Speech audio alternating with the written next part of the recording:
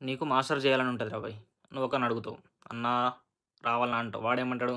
వద్దురా బాబు కష్టం ఉంది అని అంటాడు. అది యూఎస్ అయినా, యూకే అయినా, ఆస్ట్రేలియా అయినా, ఏ కంట్రీ అయినా.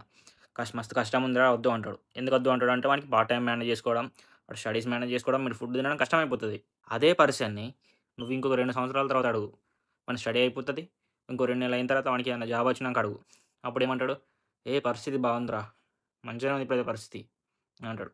అది సిట్యుయేషన్స్ అనేది మారుతా ఉంటాయి. అప్పుడు నువ్వు వాని మాట ఇని ఎప్పుడైతే అడిగినప్పుడు వాడు వద్దన్నప్పుడు వాని మాట ఇని ఆగిపోయినావనుకో, నువ్వు బుగ్గగాని అయితావు. సో, నువ్వు ఎవరిని అడగకు. నీకు రావాలని ఉంటే రా. లేదంటే ఆడనే ఉండు. నువ్వు ఎవరినన్నా అడిగితే 10 మంది 10 రకాలు చెప్తారు. ఒకడు రమ్మంటాడు, ఒకడు వద్దంటాడు, ఒకడు పరిస్థితి మంచిగా లేదంటాడు, ఒకడు మంచిగా ఉన్నదంటాడు. ఇట్లా నీకు అనిపించింది చెయ్యి. నీకు course related or process related ఏమైనా డౌట్స్ ఉంటే గూగుల్ చెయి. లేదంటే ఇన్‌ఫ్లుయెన్సర్‌లని అడుగు. నన్నడుగు. నాకు మెసేజ్ చెయి. ఒక 5 నిమిషాలు తీసుకొని మెసేజ్ చెయి. నాకు డైలీ ఎప్పుడు టైం ఉంటే అప్పుడు నేను నీకు రిప్లై ఇస్తా.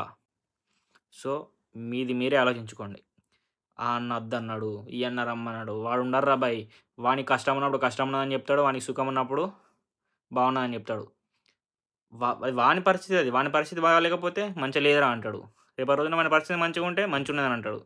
వాడిని నమ్ముకుంటే నువ్వు మొడ్డ గుడుస్తావు. So, think wisely.